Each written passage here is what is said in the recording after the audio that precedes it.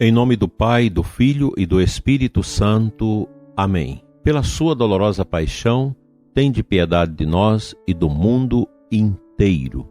Dileto ouvinte, que é do Adair Bispo de Formosa, rezando com você, pela sua paróquia, pela sua comunidade, pela sua família. Hoje, sexta-feira, o nosso olhar se volta para o mistério da paixão de Cristo. Nós, católicos, temos estes elementos de sinais tão importantes para o nosso crescimento espiritual e também o crescimento na liturgia. A nossa liturgia, ela é como uma grande veste que nos protege, que nos reveste para, numa espécie de geração, nos dar a Cristo, nos dar a Deus. Nossa vida deve ser uma vida voltada para o Senhor. Não adianta a gente cravar o nosso olhar, o sentido da nossa existência nas coisas passageiras deste mundo, porque elas são passageiras. Elas vão, elas passam. Queremos agradecer ao Senhor nesta manhã de sexta-feira pela sua vontade realizada em nós. Nós cremos na vida, cremos na família, como nos ensina aí as frases do Encontro de Casais com Cristo, porque a família é tudo para nós. A família é a nossa igreja doméstica, onde o pai e a mãe, gerando os filhos para Deus, vão formando esses filhos para serem sinais dele no meio dos homens. A gente vive esse tempo estranho, tempo complicado, não somente por causa da peste, mas por causa também de todo esse contexto de nova ordem mundial que quer estabelecer um novo reset, destruir tudo aquilo que nós construímos ao longo desses 2000 anos de fé católica, de fé cristã. Mas nós vamos resistir, porque as coisas do mundo, elas até parecem ter uma certa efervescência, elas até parecem que vinga num certo momento, mas depois caem tudo. São verdadeiros gigantes, pé de barro, que lá na frente os pés quebram e tudo se aninha. O cristão não teme o mundo, nós não tememos esse mundo cadavérico que a gente conhece desde o tempo de Jesus. O mundo sempre foi mundo, e o mundo, como o próprio Jesus diz, nas suas estruturas carnais, ele jaz sob o maligno. Aliás, carne é o que não falta no mundo de hoje. Vícios e mais vícios, muita coisa estranha, e a gente fica pensando, onde vamos parar? Toda hora você tem uma pessoa pedindo oração, é para um filho, para uma filha, é para o marido que saiu de casa, é a mulher que abandonou o esposo e os filhos. É um tempo que realmente a gente fica pensando. O inimigo acaba tendo algumas vitórias nesses tempos, e são vitórias dolorosas. Pessoas muito machucadas pelas coisas do mundo. A gente combate isso com o jejum, com a esmola, com a oração. Ontem nós falávamos da Eucaristia, da oração. É isso mesmo. E hoje a gente retoma isso, essa necessidade do crescimento espiritual. Nós, cristãos, necessitamos amadurecer o nosso mundo interior, o nosso mundo espiritual, porque ele é importante para a firmeza de caráter, a firmeza dos nossos temperamentos diante desse mundo tão custoso. E você pode notar, a carência do povo é muito grande. Não só a carência de pão, mas a carência também psicológica.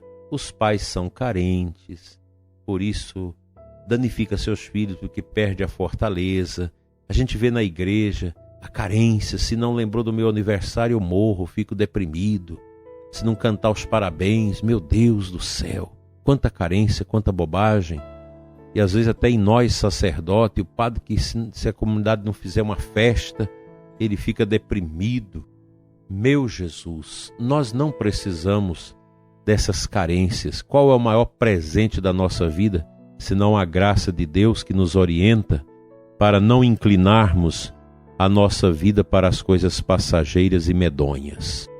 Cristo é a resposta, meu prezado ouvinte. Só Ele é a resposta. Ponha isso no seu coração. Não importa se você é um juiz, um desembargador, um deputado. Não importa se você é um empresário, se você é uma pessoa muito rica, não importa, todos nós somos muito iguais. Nascemos nus e vamos morrer também nus. As coisas deste mundo, aquilo que a gente conquista socialmente nesse mundo, perde a sua eficácia, o seu valor diante da transitoriedade da vida. Nascemos iguais e morremos iguais. Chegamos sem nada e vamos terminar sem nada. As glórias deste mundo passam. A sexta-feira é para a gente olhar para Cristo que carrega a cruz, Deus que perde toda a sua exterioridade de glória para ser revestido do sangue da paixão, da cruz, da coroa de espinho, da nudez. Nós também podemos passar por isso. E se você tem fé, você é capaz de vencer. Se você é uma pessoa que está com o coração encebado pelo orgulho, pelas vaidades, seu sofrimento vai ser muito grande. O cristão não pode ser nunca uma pessoa carente.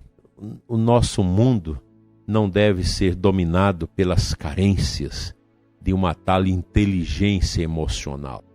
Nós precisamos ser conduzidos pela coerência de uma mente ávida em raciocinar segundo a luz da verdade, segundo a luz de Cristo. Esse é o nosso caminho. E a gente precisa pensar nisso. Por que a igreja nos recomenda a sexta-feira como um dia também de meditação sobre a morte, sobre a paixão de Cristo? Um dia também para a gente fazer alguma penitência, renunciar à carne, alguma coisa assim. Porque nós precisamos cultivar a humildade. Pensa num mundo soberbo, é esse nosso. Pensa num mundo estranho, tudo é processar o outro. Tudo é isso, tudo é aquilo. Meu Deus, onde ficou o amor? Onde ficou o respeito pelo outro? E nós cristãos somos chamados a respeitar a todos, inclusive os pagãos, os que não têm fé. Mas a gente vive num mundo cercado de tantas esquisitices. É um mundo sem Deus, é um mundo sem amor, é um mundo sem liberdade. As pessoas estão escravas dos seus caprichos, das suas ideologias, do ódio e de tantas outras misérias. Eu espero que o sangue de Jesus derramado por nós hoje, lembrado e memorizado neste dia 12 de novembro, dia de São Josafá, nos ajude a cultivar em nós o desejo da humildade de Cristo.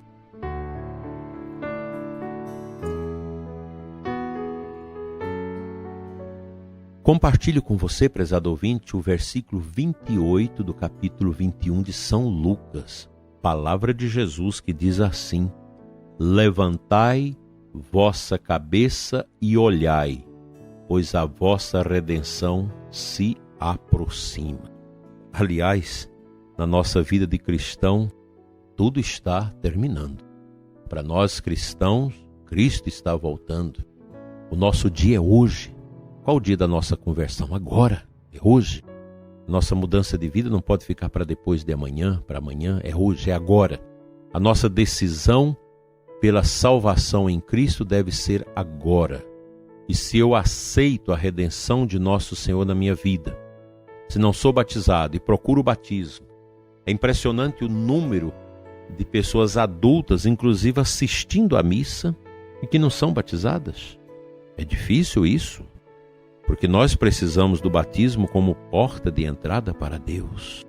O batismo, é preciso cultivar isso. E quem é batizado espera a qualquer momento a volta de Cristo. Se a gente não alcançar aquela parousia, a volta esplendorosa de Cristo com os eleitos para separar os bons dos maus, mas Ele vai vir na nossa vida no momento derradeiro da nossa existência nesse mundo. Daí a necessidade de estarmos preparados. Levante a cabeça, levante o olhar, pois a vossa redenção se aproxima. Qual deve ser a grande preocupação de um cristão? A salvação da sua alma, a vida eterna. É claro que muita gente já não crê mais nisso, não crê na vida eterna e prega contra isso e diz que é bobagem você ficar falando de alma, ficar falando de sacramento, de oração, porque você tem que cuidar do aqui, da história, do processo histórico. Você tem que militar neste mundo de maneira a superar os abismos da pobreza, da injustiça. É claro que a gente tem que fazer isso.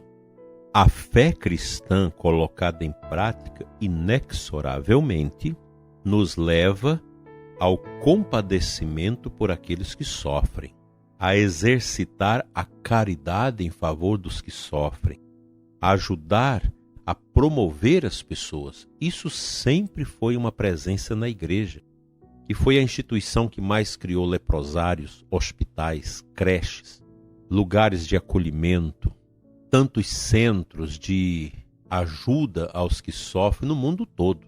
A Igreja Católica ainda é uma das instituições com maiores obras sociais no mundo. Isso é fruto da nossa fé, porque a gente não pode deixar de ver no que sofre, no pobre, no idoso, no doente, os sinais, os vestígios do sofrimento de Cristo na cruz. Daí a igreja sempre se preocupar com os sofridos deste mundo. E igreja na qual todos nós estamos inseridos pelo batismo e formamos essa comunhão também com os santos na glória, para realizarmos neste mundo os sinais do reino, que deve ser estampado pelo nosso testemunho para os olhos daqueles que ainda não creem em Deus. Vamos fazer o bem e procurar imitar nosso Senhor Jesus na cruz. Amém.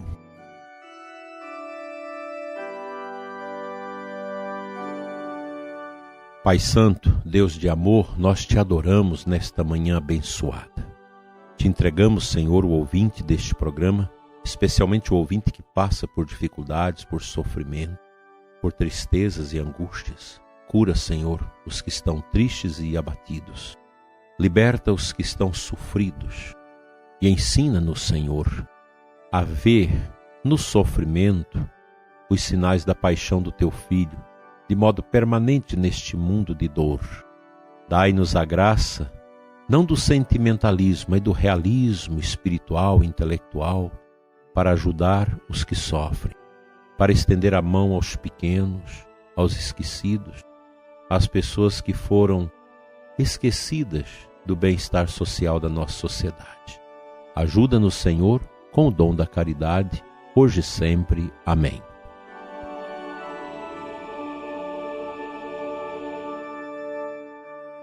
Pela intercessão da bem-aventurada Virgem Maria, Senhora da Paixão, e de São Josafá, venha sobre você e sua família, sobre os seus, a bênção de Deus Todo-Poderoso, Pai, Filho e Espírito Santo. Assim seja. Amém. Até amanhã, se Ele nos permitir.